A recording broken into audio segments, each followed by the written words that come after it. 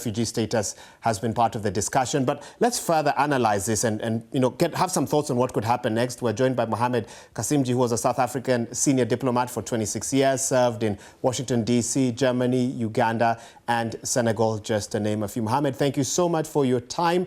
I don't know if you've gotten a chance to listen to the start of this bilateral meeting, but I'd be keen to hear your sense on, what sort of approach President Ramaphosa has taken in a meeting many were waiting to see, based, previously on how President Trump has been seen to dominate previous discussions with heads of state at the Oval Office. Your thoughts on how and what we may see next?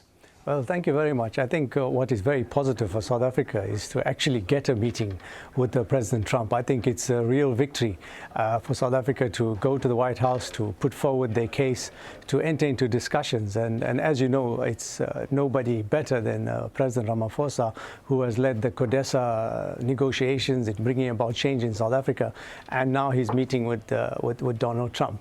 So I think this is a real victory in that sense. What comes out of the meeting, we will wait and see from the discussions. But South Africa has two important cards. One is they're not representing just the ANC, they're representing the government of national unity.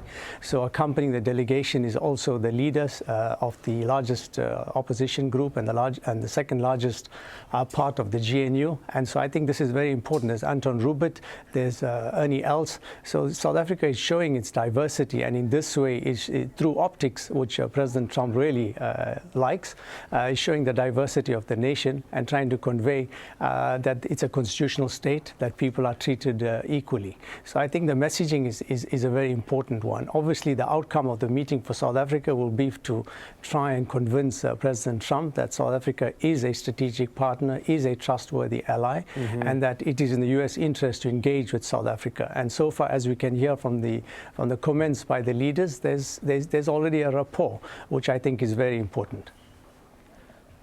I mean, we know part of this bilateral meeting might be behind closed doors. The question of white genocide that's been, said by President Trump and his ally, South African-born Elon Musk as well. How do you anticipate President Ramaphosa will, gradually push back on what South Africa's position is on this? How should that be handled? Yes, I think he will do it diplomatically. It's about conveying that South Africa is a constitutional state, that people have rights. If they are aggrieved in any way, the courts are totally independent. So in this way also you have people sitting in the room, the leader, Steenhuisen, who's there representing the Democratic Alliance and often representing the farmers, he himself the Minister of Agriculture. So hopefully through that, the President will convey that in fact there is no genocide against any particular grouping in South Africa. And that narrative will need to change. How President Trump engages with that particular conversation, we will wait to see how the evening unfolds. But I think South Africa is in a strong position because there is no data and statistics in this respect. And I think the message being conveyed is everybody in South Africa, it's a rainbow nation.